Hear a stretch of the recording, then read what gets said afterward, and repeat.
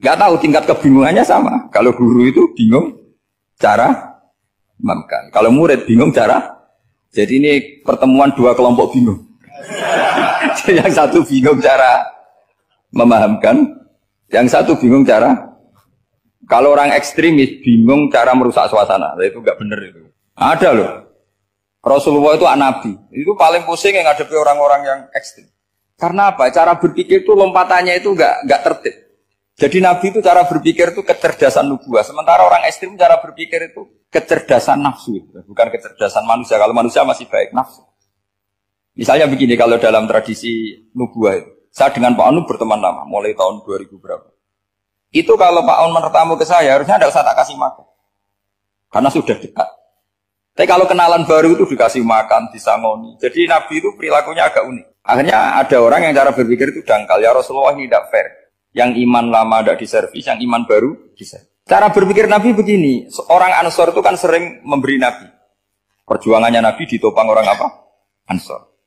Donatur lah, kira-kira orang Ansor itu donatur. Donatur itu keren.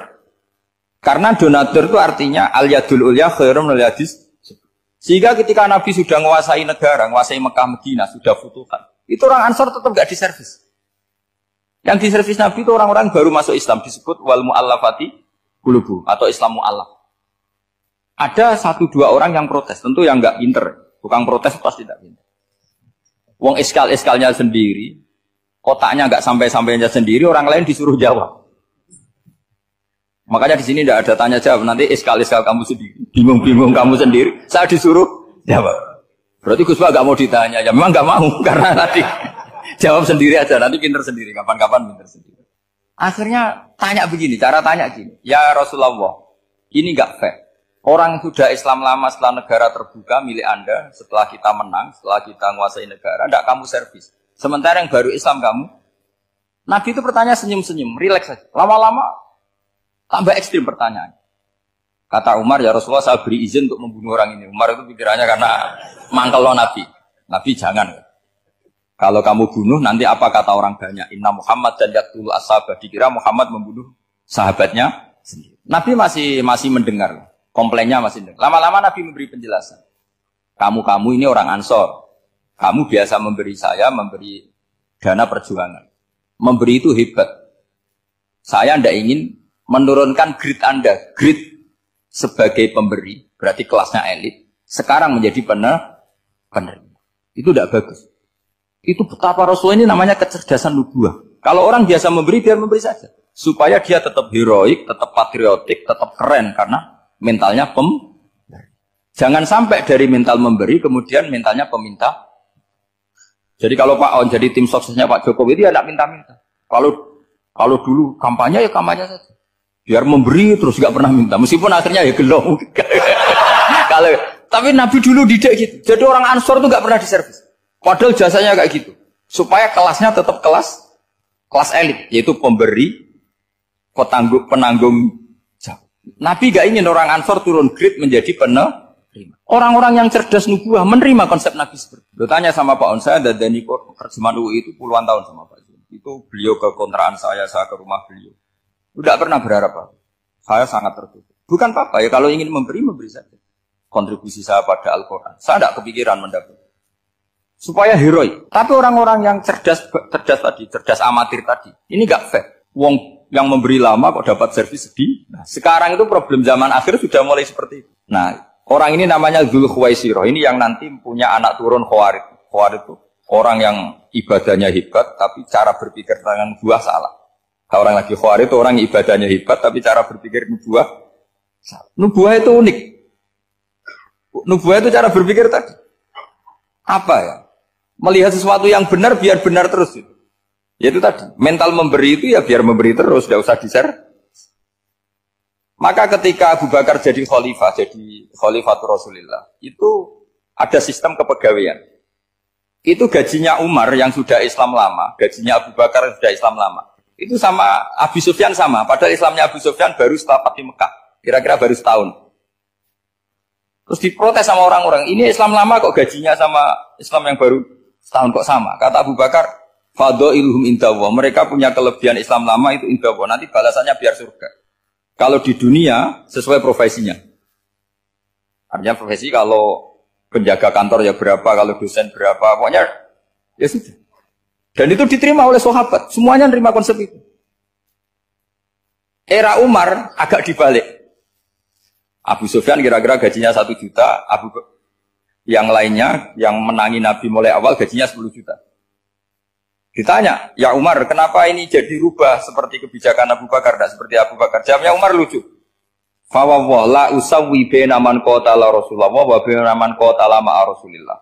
Demi Allah saya tidak akan pernah menyamakan orang yang dulu merangi Rasulullah yaitu Abu Sufyan dengan orang sing selawase dari Rasulullah yaitu Sayyidina Ali dan sebagainya. Ini penting. Artinya ketika gajinya orang saya seperti Ali radhiyallahu anhu itu tinggi itu bukan karena lamanya Islam, tapi karena lamanya iman. Jadi mulai dulu ijtihad itu ada dan dulu dia biasa saja. Karena tadi ada kecerdasan nubuah. Saya ulang lagi, ada kecerdasan apa? Sekarang itu kecerdasan toma atau kecerdasan nafsu. Itu kalau sampai ngaji kitab tasawuf, itu bab bakhil itu tidak ada. Menurut kitab tasawuf, medit itu tidak ada, kikir itu tidak ada. Yang ada itu toma. Toma itu berharap dikasih orang lain. Sampai pernah enggak bilang kalau artis-artis di Jakarta kikir? Tidak pernah kan? Karena kamu tidak pernah ingin diberi. Tapi kalau kamu punya pacar karena kenal tidak pernah ditraktir, oh pacar saya kikir. Karena kamu ingin diberi. Pernah enggak kamu hukumi orang lain kikir yang enggak kenal? Padahal tidak pernah memberi kamu. Apa kak? Karena kamu tidak pernah ini. Coba sekarang kamu saya tanya, ini latihan cerdas. Definisi kikir itu apa coba? Enggak pernah memberi kamu kan? Artis-artis Jakarta, tokoh-tokoh nasional pernah enggak memberi kamu?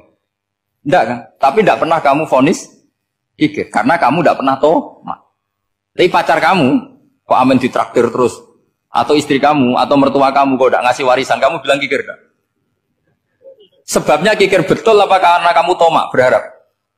Tomak. Maka di kitab tasawuf itu enggak ada bab kikir, yang ada bab tomak. Karena asal usul menvonis orang kikir itu karena tamak. Maka jangan banyak kenal orang, nanti banyak hukum kamu kan. Sombong juga gitu, di tasawuf itu enggak ada bab sombong. Karena orang hukumi orang lain sombong itu karena kamu ingin dihormati. Ada orang enggak kenal, terus lewat saja enggak tanya kamu bilang sombong enggak kan? Tapi kalau kenal, oh sombong betul, kenal enggak tanya kan. Jadi tasawuf itu sisi unik dari khazanah Islam. Makanya di tasawuf itu enggak ada kritik terhadap kikir. Ya tentu kikir itu buruk, pasti ya kikir itu buruk. Tapi enggak perlu dikritik. Jangan-jangan yang salah kamu. Terus ingin kenal Pak Jokowi ingin jadi menterinya, nanti kenal rektor ingin jadi pegawainya. Ketika gak diturutin bilang Pak Rektor kikir. Tapi orang lain ya kak pernah berharap, mungkin gak menvonis Pak Rektor atau Pak On ini kikir, enggak kan? Berarti vonis kikir itu status orang itu apa gak kesampaian niat kamu? Memang agak jelimet ilmu tasawuf itu, tapi itu unik, itu bagian dari khazanah apa? Islam. Makanya Rasulullah itu sering isti'adah minta perlindungan wa min toma'en fi ghairi matma'in. Ya Allah, saya tidak ingin berkeinginan yang tidak layak. Coba kamu protes negara itu karena apa? Ingin makmur, sejahtera tanpa kerja. Sehingga nyalakan menteri keuangan, menteri ini. Makanya kalau guyonannya ulama tasawuf gini, tak beri bocoran. Guyonannya orang tasawuf. Begini guyonannya. Anta lam tajid min nafsika kullama turid. Fa kaifa turidu min ghairika kullama turid. Kamu yang punya keinginan saja tidak bisa memenuhi apa yang kamu inginkan. Kenapa keinginan itu kamu timpakan ke orang lain untuk memenuhi kamu? Wong kamu yang punya keinginan saja tidak bisa mewujudkan. Kenapa keinginan Anda kamu timpakan, bebankan orang lain untuk memenuhi keinginan Anda? Misalnya kamu, Gus saya ini goblok, tolong pinterkan. Wong kamu yang ini saja tidak bisa. Kok menyuruh saya? Jadi kalau tiap tasawuf itu unik. Seperti kamu mencintai istri tulen, itu ingin kan dicintai istri tulen. Kamu sendiri kan nggak bisa cinta tulen, masih pelengahan sana sini. Kamu pacaran, ingin pacar kamu setia. Ternyata kamu bikin sekian alternatif. Kalau putus ini punya ini, putus ini. Tapi kamu ingin ini setia, kan gak fair. Makanya guyonnya orang tasawuf itu, anta lam tajid min nafsika kullama turid, fa kaifa turidu min ghairika kullama turid. Gampang tuh apalane, pokoknya ratrit gitu aja gampang. Jadi kamu yang punya keinginan saja tidak bisa memenuhi. Kok orang lain disuruh memenuhi.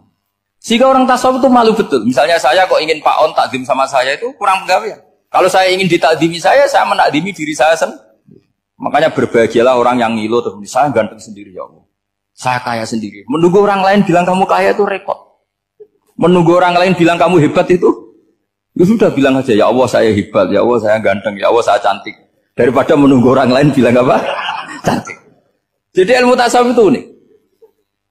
Jadi kalau fikih itu yang dikritik itu kikir. Kalau tasawuf enggak toma. Karena orang yang kamu vonis kikir itu jangan-jangan tidak kikir tapi mementingkan yang lebih penting. Misalnya ada teman yang tidak pernah naksir kamu, ternyata punya ibu sakit, uangnya dianggarkan untuk ibunya yang sakit, atau anaknya sekolah, atau keluarganya masih butuh dia, ya, sehingga sama teman dia kikir. Hakikatnya kikir apa mementingkan yang penting? Tapi kamu karena nggak pernah ditakdir menvonis kikir. Nah, ini pelajaran. Jadi makanya yang dianteni ilmu tasawuf itu tamak. Jadi kalau dalam bahasa Indonesia bukan kikir. Karena vonis kikir itu akan disematkan orang yang tidak kesampaian hajatnya. Pokoknya bapak saya itu, keluarga kiai itu ajarannya itu. Yang penting jangan berharap dari orang lain. Ini Pak On saksinya, saya dulu benahin terjemah itu nggak pernah ingin diperlakukan seperti ini.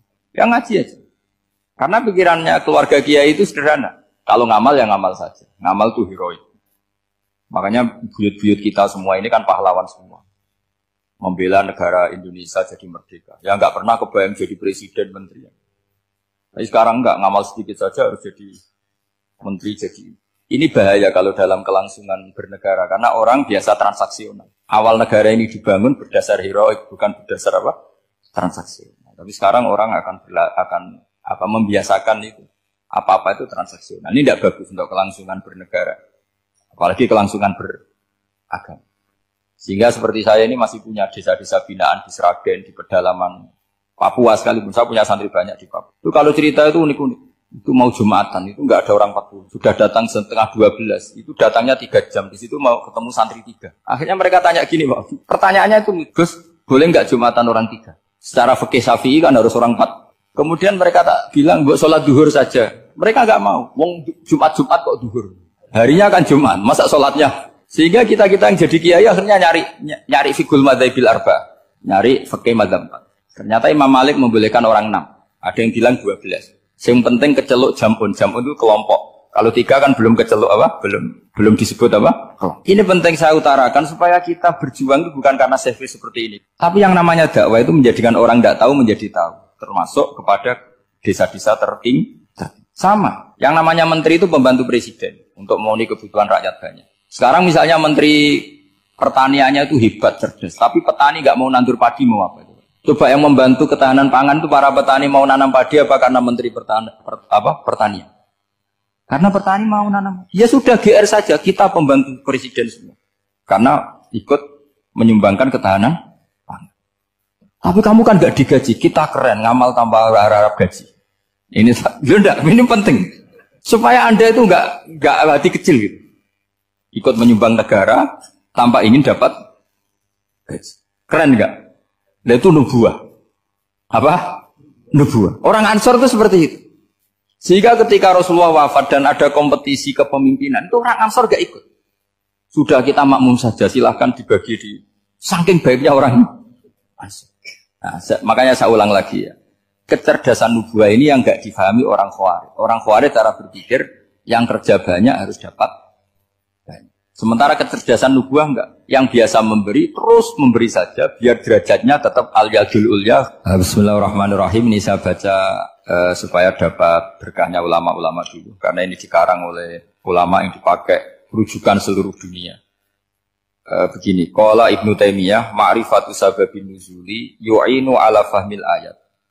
Jadi mengenali asbabin nuzul itu membantu memahami secara benar ayat itu. Karena tadi, kalau ayat itu dipotong, itu maknanya bisa kacau. Kayak tadi, famastam ta'tum bihi minhunna, fa'aduhunna, ujuruhun. Kalau diterjemah itu kan mendukung kawin mut'ah.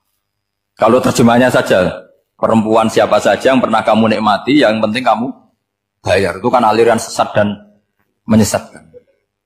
Itu konteks asbabun nuzul tidak seperti itu. Perempuan yang sudah menjadi istri kamu, seolah lagi perempuan yang sudah menjadi istri kamu, jika sudah kamu hubungan intim, maka maharnya harus dibayar penuh. Tapi kalau belum hubungan intim, maharnya hanya wajib separuh. Fanisfu ma faradtum illa ayafuna aw ya'fu alladhi biyadihi uqdatun nikah. Tapi tadi kalau di Indonesia gimana Gus? Ya itu yang repotnya. Maharnya itu tadi Mukena atasan dan apa? Bawahan. Wah kacau kalau di Indonesia. Sehingga kita bingung kalau dalam logika Arab kan gitu. Bayangannya kalau cerai, kata Allah, fala ta'khudhu minhu syai'an. Harta yang sudah kamu berikan ke istri jangan diambil lagi. Sampai dilarang ngambil tuh karena jumlahnya banyak sehingga kepikiran ngambil. Kalau di Jawa nggak usah dilarang sudah tidak akan ngambil karena rukuhnya sudah lulus. Itu susahnya baca Quran di Jawa ya. Karena dari awal maharnya terlalu apa? Kecil. Terus beliau Imam Suyuti termasuk di sini menyontohkan yang pasti salah kalau difahami yaitu tadi ayat apa itu fa'inama tuwallu fastaman apa wajib. Jadi beliau terus meringatkan betapa pentingnya mengenali asbabin nuzul. Karena asbabin nuzul itu gampang. Saya ulang lagi, asbabin nuzul itu gampang. Gampangnya begini ya, kan ada satu peristiwa. Misalnya begini, Rasulullah itu kan mengkritik penuhanan Lata dan Uzza. Berhala-berhala itu dituhankan, dikritik sama Rasulullah.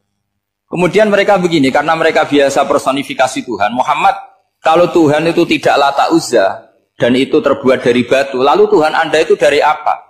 Amin fiddotin audabin. Lalu Tuhan Anda ini dari emas apa dari perak? Karena mereka nggak bisa membayangkan Tuhan tanpa dipersonifikasi. Terus Allah menurunkan qul huwallahu ahad, Allahus somad, lam yalid wa lam yulad wa lam yakul lahu kufuwan ahad. Karena otaknya mereka sudah begitu, yang namanya Tuhan itu harus dipersonifikasi. Makanya saya kemarin di Korea seminggu, cerita yang paling unik gini Pak On, ada bos Islam, ada bosnya TKI yang baik.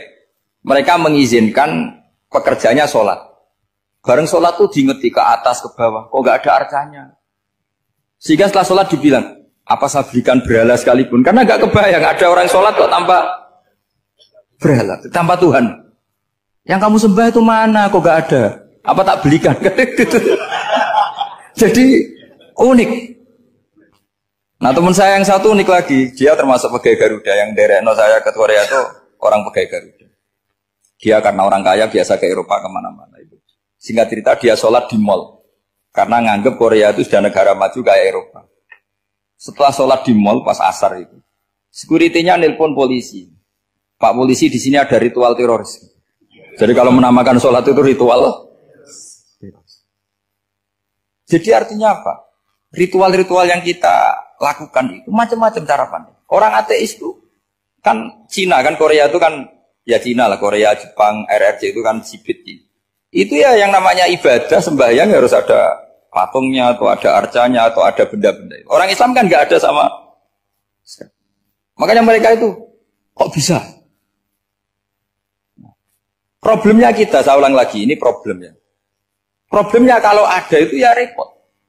Begini misalnya, ini masih tentang asbabun nuzul. Ini contoh terakhir tentang masih asbabun nuzul. Umar radhiyallahu anhu, sahabat Umar itu kalau mencium Hajar Aswad itu sambil gedumel. Tidak berdoa tapi gedumel. Masyhur. Itu ada di Bukhari. Alim tu annaka hajarun la tadurru wa la tanfa walau la anni ra'aitu Rasulullah qabbalaka ma qabbaltuka. Saya tahu loh. Nyium Hajar Aswad dicium tapi sambil gedumel. Saya tahu loh kamu hanya batu, enggak mandoroti, enggak manfaati. Kamu jangan GR, saya cium itu jangan GR. Kalau saja saya tidak melihat Rasulullah mencium kamu, maka saya ada sudi nyium kamu. Dah gitu aja. Terus itu tiap nyium Hajar itu tidak doa. Kalau kamu kan enggak minta kaya, minta macam-macam. Kalau Umar malah gedumel. Nah kenapa demikian? Itu ada asbabun nuzulnya. Umar itu saksi sejarah. Ketika Rasulullah Fathi Mekah, Nabi kan tawaf terus mencium Hajar. Itu di belakang masih banyak orang kafir. Kebetulan Umar masih di sana. Sudah Islam Umar, tapi dia di belakang. Dengar orang-orang kafir, Muhammad itu aneh. Katanya melarang nyembah batu. Ternyata dia nyembah batu. Jadi Nabi nyium Hajar Aswad itu dikira nyembah. Katanya ngelarang nyembah batu, tapi dia kok nyembah batu. Karena Nabi mencium Hajar Aswad. Nah karena untuk menghilangkan stigmasi itu, Umar tiap nyium Hajar Aswad ngomong gitu. Kan ada sound system, mungkin jadi sound system. Supaya jelas bahwa penciuman ini bukan karena menyembah. Artinya mudah sekali kenapa Umar ngomong gitu. Karena asbabun nuzulnya seperti itu. Coba kalau kamu tidak tahu asbabun nuzul, Umar maksudnya gimana? Gak doa, gak apa kok malah ngomong gitu kan. Tapi kalau kamu tahu asbab nuzul Umar itu yang mendengar komentar orang sama ketika kita tawaf itu kan 3 pertama kan kita lari-lari kecil. Itu ceritanya juga gitu. Rasulullah itu hidup di Medina, terus diterkenalkan miskin. Medina itu kota wabak, kota penyakit, endemik. Dulu Medina, Yasrib itu kota endemik. Sehingga kata orang kafir-kafir Mekah, yaji ulihadal bait kaumun qad wahanat huma Yasrib. Nanti akan datang satu komunitas kaum yang sudah lemas karena kena penyakit apa? TBC dari apa? Yasrib. Nabi dengar itu makanya terus bilang ke para sahabat, tunjukkan kalau kamu kuat dengan cara lari 3 kali. Terus pakai pakaian yang kelihatan maco, yaitu yang dipakai lelaki-lelaki. Bahunya dikelihatan. Nah, setelah Rasulullah wafat, Umar menggantikan beliau setelah Abu Bakar. Umar bilang gini, sebetulnya tawaf seperti ini, yaitu lari pertama 3 putaran pertama lari dan memperlihatkan pundak seakan-akan orang maco itu sudah enggak perlu. Karena alasan itu sudah tidak ada. Tapi ini tinggalan Rasulullah, maka jangan rubah ya tetap seperti ini. Akhirnya meskipun sudah tidak ada alasan tadi menjawab stigmasi orang kafir, tetap tawaf seperti itu. Jadi memang agama itu unik.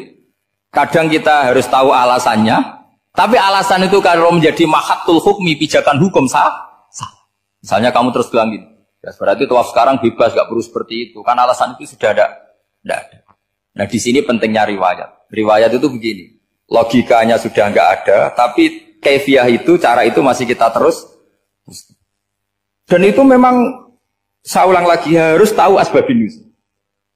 Saya beri contoh ya misalnya, wa idza darabtum fil ardi falaysa 'alaikum junahun an taqsuru minas shalah. Terus ayat di mana? In khiftum ayyaftinakumul ladzina kafaru.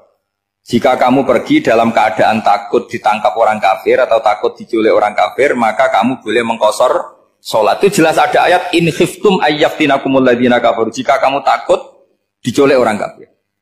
Sehingga ketika ba'da Fatih Mekah, setelah Mekah dikuasai Islam, Umar tanya, "Ya Rasulullah, kenapa engkau masih salat qasar? Bukankah kita sudah aman?" Wa qad qala ta'ala in khiftum ayyaftinakumul ladzina kafaru, Allah ngendikan boleh mengqasar itu kalau dalam kondisi takut. Wa qad kunna fi amrin, sekarang kita sudah aman. Jawabannya Rasulullah itu unik. Ya Umar, hadhihi shadaqatun faqbalu shadaqah. Ini sedekahnya Allah, bonus sudah terima saja, enggak usah catatan-catatan gitu. Sehingga era Umar ya ada lagi yang tanya Umar begitu. Terus kata Umar, sa'altu dzalika Rasulullah sallallahu alaihi wasallam faqala hadhihi shadaqatu wa faqbalu shadaqah. Sudah ini bonus dari Allah, terima saja. Ini kan unik. Padahal kalau secara disiplin ilmu kan begini. Kamu boleh mengqasar sholat kalau dalam bepergian dan dalam keadaan takut.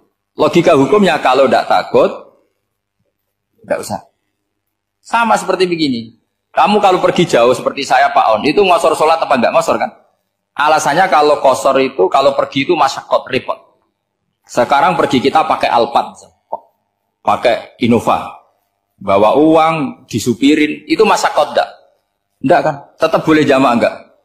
Boleh. Sebenarnya kamu jamaah itu karena pengetahuan hukum apa karena enak jamaah? Kalau alasannya masyakot, kan sekarang sudah ada. Enggak repot. Ya sudah pakai hadis tadi, ini hadiah, terima saja. Jadi makanya agama itu riwayat. Tapi ada saja ulama yang agak balik loh. Agak balik gini, banyak juga ulama misalnya duwe gawe, ibunya sakit terus ribet jamak sholat. Kenapa? Ribet ngurumat ibu. Makanya ada saja kiai yang duwe gawe mantu itu terus jamak sholat, tapi jangan ikuti. Tapi ada saja karena alasannya jamak itu karena apa? Repot. Ya ada saja, tapi ya jangan ditiru. Cuma saya ini cerita analisis hukum itu memang agak-agak unik. Jadi tadi kadang Nabi itu ditanya, ya Rasulullah, kita dulu boleh jamak qasar ini kan karena in khiftum ayyaftinakumul ladzina kafaru, takut diancam orang kafir. Sekarang aman, kenapa tetap jamak?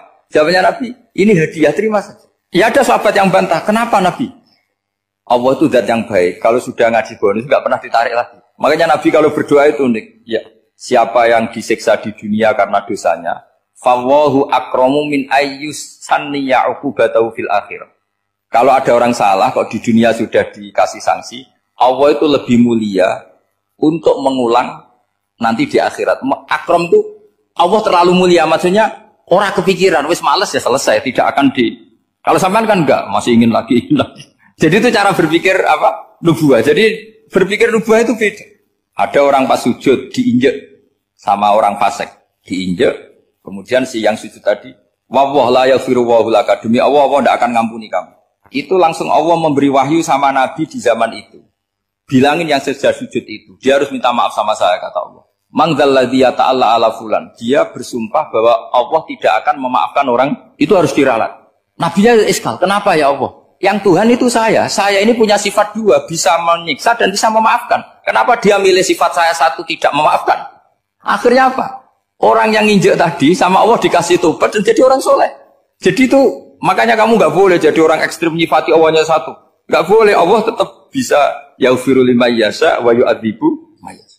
Sifatnya Allah dua ya tetap dua, nggak boleh kamu pilih satu. Misalnya kamu kan biasanya gini, yang ghafur untuk kamu, yang sadidul uqab untuk orang lain. Mesti kelakuannya sama kan begitu. Nggak boleh seperti itu. Rasulullah kayak apa bencinya sama Wahsy? Karena Wahsy itu qatilu Hamzah. Yang membunuh Sayyid Hamzah siapa? Itu bencinya bukan main Rasulullah. Sampai maksud-maksud Wahsy. Tapi sama Allah malah diturunkan ayat laisa laka minal amri syai'un aw yatuba alaihim aw yu'adzib. Muhammad, meskipun kamu kekasih saya itu tidak wilayah kamu, maafkan atau enggak, terserah saya, kata Allah. Ternyata betul, malah Wahsy dikasih tobat. Nah sekarang enggak, orang itu nyifati Allah sama orang lain sadidul iqab, kalau sama dirinya enggak boleh seperti itu. Allah ya sifatnya tetap. Jadi boleh kamu misalnya berdoa, ya Allah mbak yang cantik itu semoga dapat jadi istri saya. Mbaknya juga boleh berdoa, ya Allah naudzubillah min dzalik. Jadi ini adu kekuatan, nanti terserah, nanti Allah pihak yang mana? Kayaknya pihak yang perempuan. Karena kasihan kan kalau cantik dapat orang apa? Jelek.